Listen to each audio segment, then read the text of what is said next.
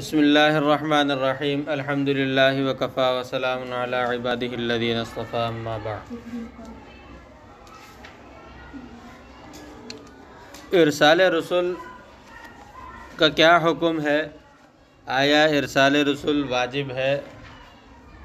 جیسا کہ معتزلہ کا کہنا ہے کہ ارسال رسول اللہ تعالیٰ پر واجب ہے کیونکہ اصلح للعبد اللہ تعالیٰ پر واجب ہے، اس طرح کہ اس کے خلاف اللہ تعالیٰ نہیں کر سکتے۔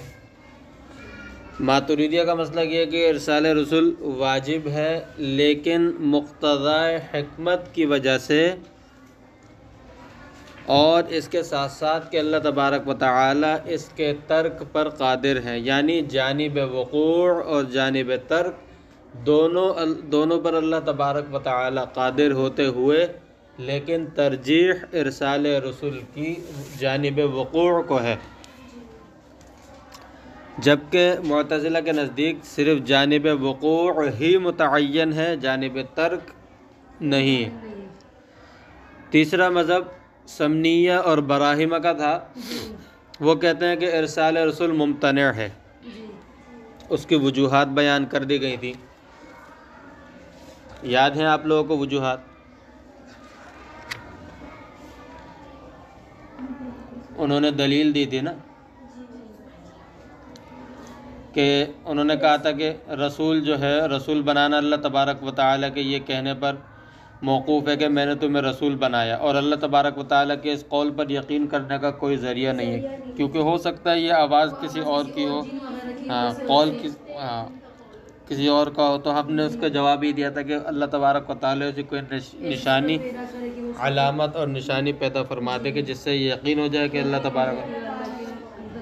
دوسری دلیل انہوں نے دی تھی کہ وحی لانے والا بقول آپ کے جو ہے وہ فرشتہ ہے۔ اب فرشتے دو حالت سے خالی نہیں ہے، یا تو جسم ہو گیا تو بغیر جسم کے، اگر بغیر جسم کے ہو تو کسی کو نظر نہیں آنا چاہیے، جسم ہو تو سب کو نظر آنا چاہیے۔ اس کا ہم نے جواب دیا تھا کہ رؤیت کے خالق اللہ تبارک و تعالی، اللہ تعالیٰ جس پر چاہے رؤیت کھول دے، جس کی چاہے رؤیت۔ جی پھر براہیمہ کا، اس میں براہیمہ کا یہ تھا، وہ یہ کہتے ہیں کہ ارسال رسول محال تو نہیں ہے، لیکن وہ کہتے ہیں ارسال رسول کی حاجت نہیں ہے۔ براہیمہ کیا کہتے ہیں؟ ارسال رسول محال تو نہیں ہے لیکن ارسال رسول کی حاجت نہیں ہے۔ کیوں؟ کہتے ہیں کیونکہ رسول جو احکام لائے گا وہ احکام دو حال سے خالی نہیں ہے۔ یہ بات میں نے کہا تھا، یہ بعد میں پڑھیں گے۔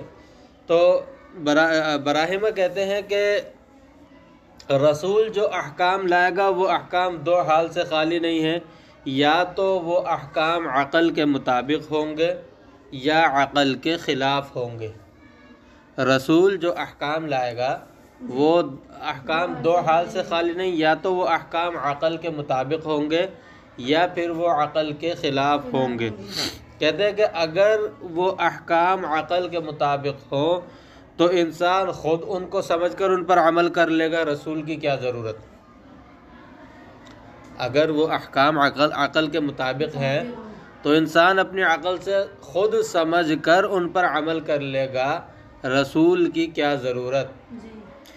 اور اگر وہ احکام عقل کے خلاف ہو تو رسول ہی کیوں نہ لے کر آئے، کوئی بھی ان کو قبول نہیں کرے گا۔ رسول ہی کیوں نہ لے کر آئے، کوئی بھی ان کو قبول نہیں کرے گا، بلکہ سب اس کو رد کر دیں گے اگر وہ احکام عقل کے خلاف ہوں۔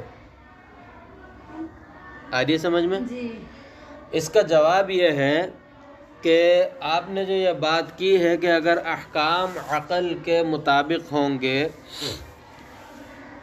تو انسان خود ہی ان کو سمجھ کر ان پر عمل کر لے گا، تو اصل بات یہ ہے کہ بعض امور ایسے ہوتے ہیں جن کے حسن و قبح کو معلوم کرنے کے لیے، جن کی اچھائی یا برائی کو معلوم کرنے کے لیے محض عقل کافی نہیں۔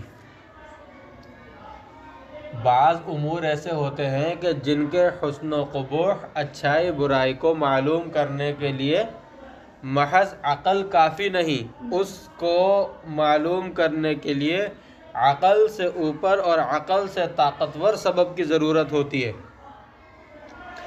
کسی ایسے سبب کی ضرورت ہوتی ہے جو عقل سے زیادہ طاقتور ہو اور عقل سے اوپر کا درجہ رکھتا ہو تو اور وہ کیا ہے؟ وہ وحی ہے۔ وہ کیا ہے؟ وحی ہے۔ انسان علم حاصل کرنے کے جو ذرائع ہیں، سب سے پہلے جو علم حاصل کرنے کے ذرائع ہیں وہ حواس خمسہ ہیں۔ پہلے درجہ علم حاصل کرنے کا جو ہے وہ حواس خمسہ ہیں: قوت سامعہ، قوت باصرہ، قوت شامہ، قوت لامسہ، قوت ذائقہ۔ یہ 5 قوتیں ایسی ہیں کہ جو کسی چیز کا علم حاصل کرنے کے لیے پہلے درجے میں استعمال ہوتی ہیں۔ کوئی چیز سن کر انسان علم حاصل کرتا ہے کسی چیز کے متعلق، جیسا کہ آپ لوگ ابھی سن کر حاصل کر رہے ہیں۔ کوئی کسی چیز کا علم انسان دیکھ کر حاصل کرتا ہے۔ مثال کے طور پہ ذرا دیوار پر نظر ڈالیں، آپ کو اس دیوار کے متعلق کیا پتہ چلا؟ کہ گرے کلر کا اس کا کلر ہے، اس کا رنگ جو ہے گرے کلر کا ہے۔ علم حاصل ہو گیا۔ کوئی چیز آپ کے سامنے آیا، آپ نے سونگھ کر معلوم کر لیا کہ یہ صحیح ہے یا خراب ہے، اس کے اندر خوشبو ہے یا بدبو ہے، علم حاصل ہو گیا۔ قوت لامسہ، کسی چیز کو چھو کر، ہاتھ سے چھو کر یا بدن کے کسی حصے سے چھو کر معلوم کر لیا جاتا ہے کہ یہ ٹھنڈا ہے یا یہ گرم ہے، یہ نرم ہے یا یہ سخت ہے، یہ ململ کا کپڑا ہے، یہ لون کا کپڑا ہے، یا ایسا لون ہے کہ جس کے اندر ٹیٹرون مکس ہے، کیسا کپڑا ہے، یہ کاٹن کا کپڑا ہے، یہ آپ کو پتہ چل جاتا ہے۔ آ رہی ہے سمجھ میں؟ اسی طرح کوئی چیز آپ کے سامنے کھانے کی لائی گئی، آپ نے اس کو چکھا، سالن پکاتے ہوئے آپ نے ذرا سا چکھا، آپ کو پتہ چل گیا، معلومات حاصل ہو گئی کہ نمک کم ہے یا زیادہ، مرچیں تیز ہیں یا کم ہے۔ تو حواس خمسہ، پہلا درجہ علم حاصل کرنے کا وہ حواس خمسہ ہے۔ لیکن ان سب کا دائرہ بھی ایک محدود ہے، ان سب کا دائرہ محدود ہے۔ قوت باصرہ سے حاصل ہونے والی چیز آپ قوت سامعہ سے، قوت شامہ سے، قوت ذائقہ سے، لامسہ سے نہیں کر سکتے۔ آ رہی ہے نا سمجھ میں؟ تو پھر ان کے بعد آگے درجہ آتا ہے عقل کا۔ بہت سی چیزیں ایسی ہیں جو انسان عقل کے ذریعے سے معلوم کرتا ہے۔ مثال کے طور پہ آپ کے سامنے ایک لوہے کی کوئی چیز آئی، مشین ٹائپ کی چیز، آنکھوں سے دیکھ کر آپ کو پتہ، اس کا رنگ کے بارے میں معلومات ہو گئی، یہ پتہ چل گیا کہ یہ کوئی لوہے کی چیز ہے، صحیح ہے۔ عقل نہیں ہوگی تو آپ کو صرف اتنا پتہ چلے گا۔ عقل نے آپ کو بتایا کہ یہ ایک مشین ہے اور یہ اس طرح چلتی ہے اور اس سے کیا کام ہوگا، یہ آپ کو یہ کون سے سبب کے ذریعے سے آپ کو معلومات ہوں گی؟ عقل کے ذریعے سے۔ آ رہی ہے سمجھ میں؟ بھئی ایک مثال کے طور پہ کوئی بیوقوف ہو یا پاگل ہو، آپ اس کے ہاتھ میں موبائل پکڑا دیں، اس کو یہ تو پتہ چلے گا دیکھ کر کہ یہ کوئی چیز ہے، لیکن یہ کیا چیز ہے اور اس کا کیا استعمال ہے، وہ جب تک آپ جیسی عقل اس کے پاس نہیں ہوگی تو وہ سمجھ نہیں سکے گا۔ وہ سمجھے گا بس ایک چیز ہے۔ وہ اسی طرح جس طرح وہ اپنے کھلونے پھینک رہا ہوگا، اسی طرح وہ اس کو بھی پھینک رہا ہوگا، آپ کے 50,000 والے اینڈرائڈ موبائل کو۔ آ رہی ہے سمجھ میں؟ عقل ہوگی تو وہ اس کو جو ہے اوپر سے اوپر رکھے گا اور کھلونوں کو نیچے پھینکے گا۔ آ رہی ہے سمجھ میں؟ حواس سے خمسہ کے بعد آتا ہے عقل کا درجہ، لیکن عقل کا دائرہ بھی محدود ہے۔ عقل کا دائرہ بھی محدود ہے۔ عقل نے آپ کو یہ تو بتا دیا کہ آپ کو پیدا کرنے والے، مثال کے طور پہ آپ کو پیدا کرنے والی جو ذات ہے اس کا حق یہ ہے کہ آپ اس کی بات مانیں۔ اس نے حکم دیا نماز پڑھنے کا تو صحیح ہے، آپ نماز پڑھیں۔ عقل آپ کو یہ تو بتائے گی، مگر عقل آپ کو یہ نہیں بتائے گی کہ اس نماز پڑھنے پر اجر آپ کو کیا ہے، اس نماز چھوڑنے پر گناہ اور سزا جو ہے وہ کیا ہے، یہ آپ کو عقل نہیں بتائے گی۔ عقل صرف اتنا بتائے گی کہ جو آپ کا محسن ہے اس کی احسان مندی آپ کو کرنی چاہیے، لیکن احسان مندی کے فوائد کیا ہیں یہ آپ کو عقل نہیں بتائے گی۔ آپ کے سائنسدان تحقیق کر کے بتاتے ہیں کہ انسان کو بھوکا بھی رہنا چاہیے، انسان کو کیا رہنا چاہیے؟ بھوکا بھی رہنا چاہیے۔ عقل کے ذریعے سے بتا رہے نا، یہ تحقیق عقل کے ذریعے سے ہو رہی ہے، وحی کے ذریعے سے، عقل کے ذریعے سے، لہذا آپ روزے رکھ رہے ہیں۔ لیکن آپ کو یہ کون بتائے گا کہ ان روزے رکھنے کا کے فوائد کیا کیا ہے، ان روزے رکھنے پر اجر کیا ہے، دنیاوی فوائد اس کے کیا ہیں، اخروی فوائد کیا ہے، یہ آپ کو کون بتائے گا؟ عقل سے اوپر کی چیز، ایک ایسا سبب جو عقل سے زیادہ طاقتور بھی ہو اور عقل سے اوپر کا درجہ رکھتا ہو، وہ یہ چیز بتائے گا۔ کیونکہ عقل کے درجے کی چیز تو اس بات کو نہیں بتا سکتی، اس لیے پتہ چلا ان چیزوں کو، حسن و قبح، اچھائی برائی کو بتانے کے لیے کس چیز کی؟ عقل سے اوپر اور عقل سے طاقتور کے درجے کے سبب کی ضرورت پڑتی ہے، اور وہ وحی ہے۔ تو پتہ چلا یہ جو براہیمہ نے کہا تھا کہ عقل کے مطابق ہوگی تو انسان خود اس پر عمل کر لے گا، عقل کے خلاف ہوگی تو انسان اس کو رد کر دے گا، تو عقل کے مطابق بھی ہو پھر بھی یہ چیزیں، حسن و قبح اور اچھا برا اور اجر و وزر، یہ کون بتائے گا؟ یہ وحی بتائے گی، یہ عقل نہیں بتا سکتی۔ دوسری بات، اگر عقل کے خلاف نظر آ رہے ہوں، عقل کے خلاف ہوں کی بات نہیں ہے، عقل کے خلاف اگر نظر آ رہے ہوں، اگر عقل کے خلاف نظر آ رہے ہوں تو ضروری نہیں ہے کہ وہ عقل کے خلاف ہوں، بلکہ ہوتے عقل کے، شریعت کے تمام احکام عقل کے مطابق ہوتے ہیں، اگرچہ ہماری عقل میں نہ آ سکتے ہوں۔ شریعت کے تمام احکام عقل کے مطابق ہوتے ہیں، اگرچہ عاقلین کے عقل میں نہ آ سکیں، عاقلین اس کو سمجھ نہ سکیں، ہوتے سب عقل کے مطابق ہیں۔ ہمیں تو عقل اللہ تبارک و تعالی نے عطا کی ہے نا، ہم جتنی ہمیں عطا کی ہے ہم اتنی ہی سمجھ سکتے ہیں کہ یہ اسی عقل کے اندر ہم لا کر سمجھ سکتے ہیں نا، جو ہمیں عطا نہیں ہوئی۔ لیکن اللہ تعالیٰ تو عقل کے خالق ہیں، اللہ تعالیٰ تو عقل کے کیا ہیں؟ خالق ہیں۔ تو عقل کا خالق جو حکم نازل کر رہا ہے تو بتائیں اس کو زیادہ معلوم ہے کہ یہ عقل کے مطابق ہے یا نہیں؟ اس کو زیادہ معلوم ہے یا ہم جیسے ناقص عاقلین کو معلوم ہوگا؟ اللہ تبارک۔ تو اس لیے براہیمہ کا یہ کہنا کہ عقل کے مطابق، یہ بالکل غلط ہے۔ حسن و قبح عقل نہیں بتا سکتی، ایسے امور ہوتے ہیں تو اس کے لیے پھر اس سے اوپر کے درجے کی ضرورت محسوس ہوتی ہے۔ اوپر کا درجے کی ضرورت محسوس ہوتی ہے تو وہ وحی کہاں سے آئے گی، کون بتائے گا، کیسے پتہ چلے گی؟ اس کے لیے رسول کی ضرورت پڑتی ہے۔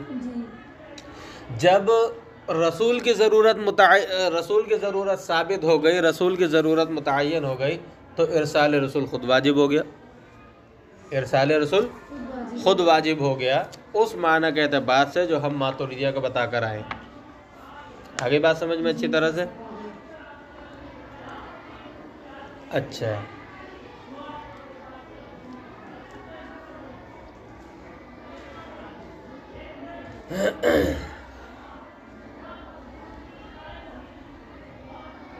چوتھا آگے فرماتے ہیں وَلَا بِمُمْكِنٍ يَسْتَوِي طَرَفَاهُ كَمَا ذَهَبَ إِلَيْهِ بَعْضُ الْمُتَكَلِّمِينَ۔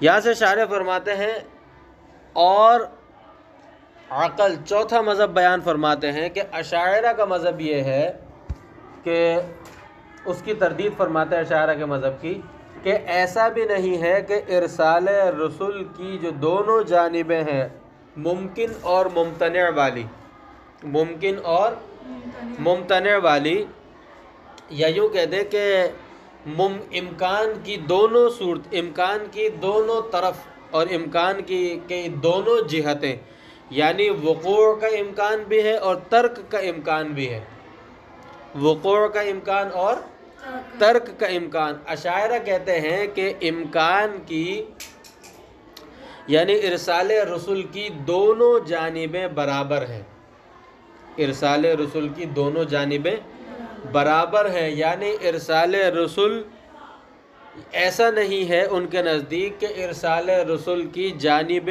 وقوع کو جانب ترک کے مقابلے میں ترجیح ہو، ایسا نہیں ہے، یعنی ارسال رسول کا وقوع بھی ممکن ہے اور ارسال رسول کا ترک بھی ممکن ہے اشاعرہ کے نزدیک۔ آگے بات سمجھ میں؟ اشاعرہ کے نزدیک ارسال رسول کا وقوع بھی ممکن ہے اور ارسال رسول کا ترک بھی ممکن ہے، یعنی دونوں جانبوں میں سے کسی کو ترجیح نہیں ہے۔ شارح اس کی تردید کرتے ہیں، اگرچہ شارح علامہ تفتازانی خود اشعری ہے۔ علامہ تفتازانی کیا ہے؟ خود اشعری ہیں، اشاعرہ میں سے ہے، لیکن یہاں پر وہ اشاعرہ کی تردید کرتے ہوئے ماتریدیہ کے مسلک کو ترجیح دیتے ہیں، اور وہ یہ کہتے ہیں کہ نہیں، ارسال رسول کی دونوں جانبیں، جانب وقوع اور جانب ترک جو ہے، یہ دونوں جانبیں برابر نہیں ہیں، بلکہ جانب وقوع کو ترجیح ہے، جانب وقوع کو کیا ہے؟ ترجیح حاصل ہے۔ یہاں پر شارح نے خود اشعری ہونے کے باوجود اشاعرہ کی تردید کی ہے اور ماتریدیہ کے قول کی تائید کی ہے۔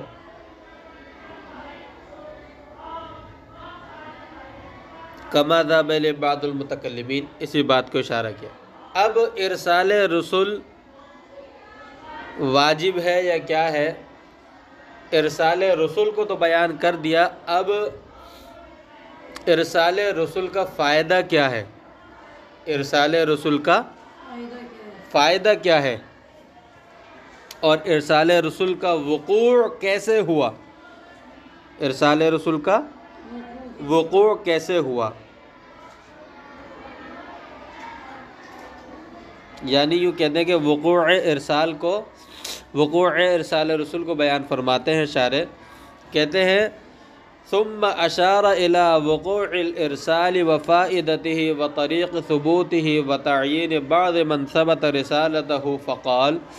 ثم اشارہ سے شارح جو ہے ماتن کے مقصد کی طرف اشارہ کرتے ہوئے فرماتے ہیں کہ پھر اشارہ کیا ارسال رسول کے وقوع کی طرف، اس کے فائدے اور اس کے ثابت ہونے کا جو طریقہ ہے، اس کے ثبوت کا جو طریقہ ہے، اس کی طرف اشارہ کیا ماتن نے، اور ان بعض حضرات کی شخصیات کی تعیین کی جن کی رسالت ثابت ہے۔ فقال، فرمایا وقد ارسل اللہ تعالی رسلا من البشر الى البشر مبشرین، فرمایا کہ اور اللہ تبارک و تعالی نے انسانوں کی طرف انسان کو نبی بنا کر بھیجا جو کہ بشارت دیتے ہیں لأہل الایمان والطاعت۔ وقد ارسل اللہ تعالی رسلا من البشر الى البشر، یہ وقوع ارسال کا بیان ہو گیا۔ یہ کس کا بیان ہو گیا؟ وقوع ارسال کا بیان ہو گیا۔ مبشرین لأہل الایمان والطاعت بالجنت والثواب، جو کہ بشارت دیتے ہیں اہل ایمان اور اہل اطاعت کو جنت اور ثواب کی۔ ومنذرین لأہل الکفر والعصیان بالنار والعقاب، اور جو ڈراتے ہیں اہل کفر و عصیان یعنی کفار اور گناہگار لوگوں کو ڈراتے ہیں جہنم اور عذاب سے۔ مبشرین و منذرین، یہ ارسال رسول کے فائدے کو بیان کیا۔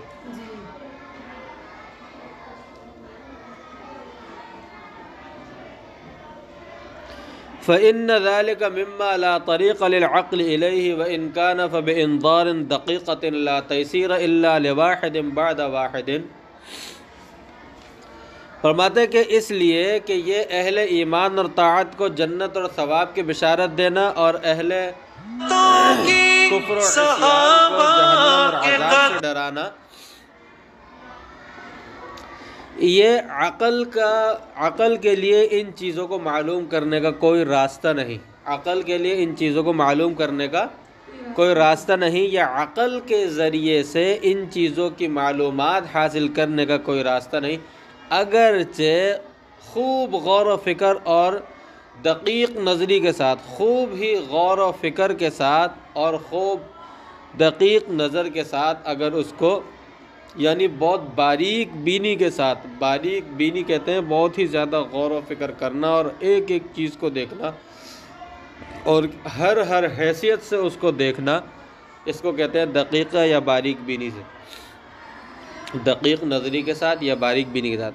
تو اگرچہ بہت ہی زیادہ غور و فکر کرنا، بہت ہی زیادہ باریک بینی کے ساتھ دیکھا جائے تو بھی یہ چیزیں معلوم نہیں ہوں گی الا لواحد بعد واحد، اور جب اگر یہ چیزیں معلوم ہوں بھی تو ایک کے بعد ایک، یعنی پہلے ایک چیز ہوگی، اب ایک چیز ہوگی اس کے اندر خوب غور و فکر کیا جائے، غور و فکر بھی کیسا کیا جائے، باریک بینی اور خوب غور و فکر جب بھی ہوگا جب ہر کام چھوڑ کر اس میں غور و فکر کیا جائے، جب ہر کام چھوڑ کر اس میں غور و فکر کیا جائے جب ہی باریک بینی کے ساتھ باریک بینی کہلائے گی۔ تو جب اس کے اندر غور و فکر کرنے میں لگیں گے، اور پھر یہ بھی نہیں کہ کئی سارے دو چار یا کئی ساری چیزوں میں ایک ساتھ غور و فکر ہو، پہلے ایک کے اندر غور و فکر کیا جائے گا، اس صورت میں کیا حرج لازم آئے گا کہ انسان کے جو دنیاوی کام ہیں، عبادات ہیں، ساری کی ساری تعطل کا شکار ہو جائیں گی، انسان کی دنیاوی کام، دنیاوی ضروریات اور عبادات سب کی سب کیا ہو جائیں گی، تعطل کا شکار ہو جائیں گی، نہ وہ عبادات کر سکے گا، نہ دنیاوی کام اور دنیاوی ضروریات پوری کر سکے گا، اگر ان کی طرف لگے گا تو اس کے اندر غور و فکر نہیں کر پائے گا، اور اگر اس کے اندر باریک بینی کے ساتھ غور و فکر کرے گا تو وہ چیزیں تعطل کا شکار ہو جائیں گی، نہ عبادت رہے گی اور نہ ہی دنیاوی ضروریات رہیں گی۔